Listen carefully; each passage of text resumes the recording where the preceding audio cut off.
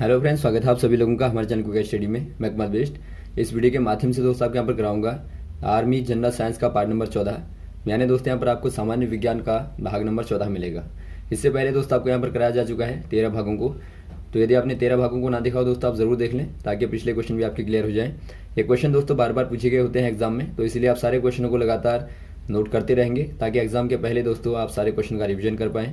तो देखिए शुरू करते हैं। कापी और पेन निकाल लेंगे आराम से दोस्तों, और सारे क्वेश्चन जो भी यहाँ पर मिलेंगे आप सारे क्वेश्चनों को लगातार नोट करते रहेंगे। देखिए दोस्तों, पहला क्वेश्चन क्या देखता है आपको, ऊष्मगतिकी का वह प्रक्रम जिसमें ऊष्मा चारों ओर से परिवर्तित न हो। यानी आपको बताना है the thermodynamical process where no heat is exchange within the surroundings. दोस्तों यहाँ पर देखिए, यदि आप कोई थर्मोडायनेमिकल सिस्टम को लें, सिस्टम यानी कि दोस्तों आपने कोई निकाल लिया, और यहाँ पर आप जानते हैं इसका कुछ दोस्तों प्रेशर होगा, कुछ यहाँ पे वॉल्यूम होगा और कुछ टेम्परेचर होगा। तो पहला आपको दिया है दोस्तों, पहला प्रोसेस यहाँ पर आइसोथर्मल यानी कि समतापीय जो प्रक्रम होता है दोस्तों, वहाँ पर क्या होता है, आप प्रक्रम में यदि पूरा वर्क करेंगे दोस्तों, तो पूरे वर्क करने के दौरान यदि आप टेम्परेचर को कांस्टेंट करते हैं, यानी कि तापमान को दोस्तों आप ताप का भी नियत करते हैं, यदि टेम्परेचर को कांस्टेंट करेंगे तो कहलाता है आइसोथर्मल। वैसे आपका जो सेकंड वाला दिया है, ये कंडीशन होती है दोस्तों एडिबैटिक की। एडिबैटिक में क्या होता है, देखिए यदि आपने चारों तरफ से दोस्तों यहाँ पे इसको आइसोलेट कर दिया दोस्तों, ना ही टेम्परेचर अंदर आएगा या फिर आप कहें हीट दोस्तों ना ही अंदर आएगी और ना ही दोस्तों सिस्टम से बाहर जाएगी। यानी एक प्रकार से आपने क्या कर दिया दोस्तों, यहाँ पे हीट का ट्रांसफॉर्मेशन रोक दिया। और यहाँ पे यही आपको पूछा गया है कि बताइए कौन से वाले में ऊष्मा चारों ओर से परिवर्तित नहीं होती है। तो यहाँ पर आपको बताना है दोस्तों जो प्रोसेस है, तो यहाँ पर जो प्रोसेस होगा दोस्तों ये कहलाता है एडिबैटिक यानी कि रुद्धोष्म कहलाता है। तो ये रुद्धोष्म प्रक्रम होगा। ऑप्शन नंबर आपका बी वाला दिखता है तो आप बी वाले में टिक करेंगे। वैसे आपको नेक्स्ट वाला दिखता है आइसोबारिक मतलब होता है दोस्तों जहाँ पर एक प्रकार से दाब कांस्टेंट होता है, यानी प्रेशर को यदि आप पी को यदि आप कांस्टेंट करते हैं दोस्तों प्रक्रम में, सिस्टम में, तो यहाँ पर आपको सिस्टम का नाम देना है आइसोबारिक। और आइसोट्रोपिक क्या होता है, और आइसोट्रोपिक मतलब होता है दोस्तों समदैशिक प्रक्रम, यानी वहाँ पे प्रत्येक दिशा से दोस्तों आपको समान प्रमाण मिलता है। तो यहाँ पर कौन सा हो जाएगा, यहाँ पर ऑप्शन नंबर आपका हो जाएगा बी वाला एडिबैटिक यानी कि रुद्धोष्म। अगला क्वेश्चन देखिए दोस्तों, किसी घर में एक बल्ब दूसरे बल्ब से अधिक चमकदार है तो आपको बताना है तब प्रतिरोध ज़्यादा होगा। यानी दोनों में से किसका प्रतिरोध ज़्यादा होगा ये आपको बताना है। यानी दोस्तों आपको पूछा गया है of the two bulbs in house one glow brighter then the other, which one of the two has the larger resistance. दोस्तों यहाँ पर देखिए आपके पास में यहाँ पर दो बल्ब हैं, दोनों में से दोस्तों एक ज़्यादा ब्राइटर है, ये आपका ज़्यादा मान लीजिए आपका ब्राइट है दोस्तों, और इसका आप मान लीजिए डिम है। तो यहाँ पर देखिए जो डिम होगा दोस्तों और जो ब्राइट होगा, दोनों में से किसका रेजिस्टेंस ज़्यादा होगा आपको बताना है। दोस्तों यहाँ पर देखिए यदि आपका हाई रेजिस्टेंस होता है यानी कि आपका उच्च प्रतिरोध होता है, उच्च प्रतिरोध का मतलब होता है दोस्तों लो वोल्टेज, यानी कि यहाँ पर आपका वोल्टेज कम होगा दोस्तों, तो वहाँ पर ब्राइटनेस क्या होगी, वो आपकी कम होगी, यानी एक प्रकार से लेस होगी, या फिर आप कहें दोस्तों ये आपका डिम होगा। तो डिम वाले केस में दोस्तों आपका रेजिस्टेंस ज़्यादा होगा। और यदि आप ब्राइटर की बात करें तो यहाँ पर दोस्तों क्या होगा, यहाँ पर आपका रेजिस्टेंस क्या होगा, लो होगा, लो रेजिस्टेंस, और वोल्टेज दोस्तों वोल्टेज आपका हाई होगा। तो ऐसे केस में दोस्तों बल्ब जो होगा ब्राइट होगा। तो यहाँ पर आप क्या कह देंगे दोस्तों, जो लार्जर रेजिस्टेंस होगा दोस्तों वो डिम का होगा, ऑप्शन नंबर बी वाला। अगला क्वेश्चन देखिए दोस्तों, ट्रांसफॉर्मर प्रयुक्त होता है, यानी कि आपको बताना है ट्रांसफॉर्मर इज यूज्ड कहाँ पर होता है दोस्तों। आपने देखा होगा ट्रांसफॉर्मर इस प्रकार से बना रहता है, यहाँ पे कुंडलियाँ होती हैं, यानी यहाँ पर कोर होती है दोस्तों। तो यहाँ पर आपको बताना है दोस्तों जो ट्रांसफॉर्मर होता है ये दोस्तों कार्य में आता है for converting AC to DC, और सेकंड वाला आपको दिया है for converting DC to AC, next वाला आपको दिया है to step up DC voltage, और फोर्थ वाला आपको दिया है टू स्टेप अप और स्टेप डाउन AC वोल्टेज। यहाँ पर जो आपको फोर्थ वाला दिया है दोस्तों, जो AC वोल्टेज होता है यानी कि जो अल्टरनेटिंग करंट होती है दोस्तों, या फिर आपके यहाँ प्रत्यावर्ती धारा जो होती है, प्रत्यावर्ती धारा, यदि आप इसका साइक्लिक पाथ देखें तो इस प्रकार का होता है। तो यहाँ पर दोस्तों जो अल्टरनेटिंग करंट होती है इसको लगातार क्या करता है, स्टेप अप और डाउन करता है। यानी दोस्तों यहाँ पर लगातार वोल्टेज को बढ़ाता और घटाता है। यानी कि ट्रांसफार्मर के माध्यम से दोस्तों आप हाई सप्लाई को लो सप्लाई में और लो सप्लाई को हाई सप्लाई में कन्वर्ट करते हैं। और ये केवल दोस्तों आपका एसी में ही कार्य करता है। ये दोस्तों केवल एसी में ही कार्य करता है, क्योंकि एक प्रकार से यह दोस्तों स्वप्रेरण पर कार्य करता है। स्वप्रेरण पर कहें या फिर आप कहें म्यूचुअल इंडक्टेंस पर कार्य करता है। तो ये चूंकि दोस्तों आपका म्यूचुअल इंडक्टेंस पर कार्य करता है, तो इसीलिए आप कह देंगे ये दोस्तों आपका केवल एसी पर ही कार्य करता है, यानी कि प्रत्यावर्ती धारा पर ही दोस्तों कार्य करेगा। तो ऑप्शन नंबर आपका हो जाएगा डी वाला। और यहाँ पर देखिए दोस्तों, जो हमारे घरों में आने वाली करंट होती है वो एसी ही होती है, यानी कि प्रत्यावर्ती धारा होती है, और इसीलिए दोस्तों इसका वहाँ पर इस्तेमाल होता है। अगला क्वेश्चन देखिए दोस्तों, भारत में एसी मीन्स की आवृत्ति क्या होती है? यानी कि आपको बताना है the frequency of AC means in India is. दोस्तों यहाँ पर देखिए अलग अलग देशों की अलग अलग फ्रीक्वेंसीज होती हैं एसी मीन्स की, यानी करंट की दोस्तों अलग अलग सप्लाई होती है। तो यदि आप बात करें इंडिया की दोस्तों, तो इंडिया में जो यहाँ पर दोस्तों वोल्टेज की सप्लाई होती है, वोल्टेज आपका आता है दोस्तों 220 वोल्ट। और वैसे यदि आप फ्रीक्वेंसी को देखें, यानी कि आवृत्ति को आप देखें, तो ये रहती है दोस्तों 50 साइकिल पर सेकेंड। 50 साइकिल कहें पर सेकंड या फिर आप दोस्तों 50 हर्ट्ज कह दें, दोनों ही दोस्तों आवृत्ति के मात्रक होते हैं। यदि आप साइकिल पर सेकंड कहें या फिर आप हर्ट्ज कहें, ये आपका राइट है। और वैसे ही दोस्तों जो आपके यहाँ पर करंट होती है, करंट यानी कि जो धारा होती है, धारा अप्रोक्सीमेटली दोस्तों 5 से लेके 15 एम्पियर तक, यानी कि 5 से लेके 15 एम्पियर तक दोस्तों होती है। तो यहाँ पर जो आपको पूछा गया फ्रीक्वेंसी ही पूछा गया है, तो यहाँ पर दोस्तों आपको केवल फ्रीक्वेंसी पूछा गया है, तो ऑप्शन नंबर आप बी वाले में टिक कर देंगे 50 साइकिल पर सेकेंड। अगला क्वेश्चन देखिए दोस्तों, यहाँ पर आपको एक सर्किट दिया है, परिपथ का तुल्य प्रतिरोध क्या होगा? यानी आपको बताना है the equivalent resistance of this circuit.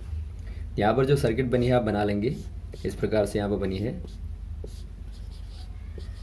यहाँ पर दोस्तों 3 प्रतिरोधों को आप यहाँ पे देखते हैं पैरेलल में, और एक आप यहाँ पे सीरीज में देखते हैं। यानी यहाँ पर जो आपको रेजिस्टेंस दिया है 2 ओम का है, और यहाँ पे 4 ओम का है, और यहाँ पे 6 ओम का है, और यहाँ पर दोस्तों 8 ओम का है।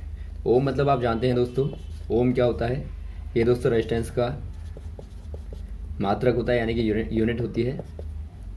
यहाँ पर आप देखते हैं दोस्तों 3 रेजिस्टेंस आपके पैरेलल में है, तो आप इनको निकालेंगे तो 1/R आप इनका निकाल लेंगे पहले equivalent. 1/R equal to 1/R1 plus 1/R2 plus 1/R3, यानी कि यहाँ पर हो जाएगा 1/R equal to 1/2 plus 1/4 plus 1/6। यदि आप इनका एलसीएम लेंगे दोस्तों तो आपको 12 मिलेगा, 12 मिलेगा, और यहाँ पर आपका आएगा 6 धन यहाँ पे 3 और धन यहाँ पे 2, यानी 3 2 5 और 6 11/12 दोस्तों आपको मिलता है। यानी R बराबर क्या मिला दोस्तों यहाँ पर आपको, चूंकि 1/R बराबर है 11/12 यानी 11/12, तो R बराबर आप उल्टा कर देंगे दोस्तों भिन्न को, तो 12/11 यानी 12/11 दोस्तों ओम आपको मिलता है। यहाँ तक का आपको मिला। अब दोस्तों आपको क्या करना है, आप देखते हैं इसके साथ में जो 8 ओम है वो दोस्तों आपका श्रेणी में है, यानी कि सीरीज में है। और सीरीज में आप जानते हैं इक्विवेलेंट जो रेजिस्टेंस का फॉर्मूला होता है R dash equal to R plus R4 होता है, यानी कि R आप जोड़ देते हैं लगातार श्रेणी में।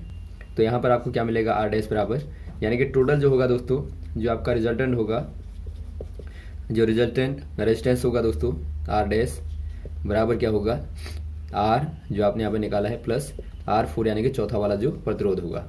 तो यहाँ पर आपका हो जाएगा 12/11 और प्लस आप जोड़ देंगे 8 ओम को, तो यहाँ पर आपको मिलेगा दोस्तों 12 प्लस 88 यानी 12 प्लस 88 अपॉन 11 कर देंगे, 11 कर देंगे, और यहाँ पर आपको जोड़ने पर मिलेगा 100/11 यानी 100/11, और काटे में दोस्तों आपको 9 सही 1/11 मिलेगा। यानी आप कह देंगे दोस्तों ऑप्शन नंबर आपका सी वाला हो जाएगा 9 सही 1/11 ओम। अगला क्वेश्चन देखिए दोस्तों, रडार के आविष्कारक कौन है? यानी कि आपको बताना है who was the inventor of radar. दोस्तों पहले आप जानेंगे जो रडार होता क्या है। रडार का यदि आप फुल फॉर्म देखें दोस्तों, ये आपका होता है radio waves detection and ranging. यानी दोस्तों यहाँ पर आप एक प्रकार का इंस्ट्रूमेंट का यूज़ करते हैं जो कि आपका रडार कहलाता है। ये क्या करता है दोस्तों, यहाँ से रेडियो वेव को भेजता है, यानी कि जो रेडियो तरंगें होती हैं रेडियो तरंगों को दोस्तों यहाँ से रेंज करता है, भेजता है। और माना यहाँ पे कोई एटमॉस्फेयर में, एटमॉस्फेयर यानी कि जो वायुमंडल होता है, वायुमंडल में दोस्तों यहाँ पे कोई यान होगा या फिर यहाँ पे कोई भी दोस्तों वायु में उड़ने वाला कोई इंस्ट्रूमेंट होगा, तो आप दोस्तों रडार के माध्यम से उसको डिटेक्ट करते हैं, यानी दोस्तों उसका पता लगा लेते हैं। तो यहाँ पर दोस्तों जो रडार होता है, रडार का आविष्कार किया था रॉबर्ट वॉटसन ने। ऑप्शन नंबर ए वाला सही हो जाएगा, रॉबर्ट वॉटसन। तो यहाँ पर देखा दोस्तों आपने वायुमंडल में जो वस्तुओं को डिटेक्ट करने वाला होता है रडार होता है। वैसे आपने सोनार को पढ़ा होगा। सोनार क्या करता है दोस्तों, ये वाटर में किसी भी वस्तु को डिटेक्ट करने के लिए काम में लाया जाता है। अगला क्वेश्चन देखिए दोस्तों, निम्न में एक पादप हार्मोन है, यानी आपको बताना है which one is a plant hormone. यहाँ पर आपको बताना है प्लांट हार्मोन, यानी दोस्तों पादप आपको हार्मोन बताना है, कौन सा होगा दोस्तों। तो पहला आपको दिया दोस्तों एड्रेनलिन, और सेकंड आपको दिया इंसुलिन, थर्ड आपको दिया है ऑक्सीटोसिन, और फोर्थ वाला आपको दिया है ऑक्सिन।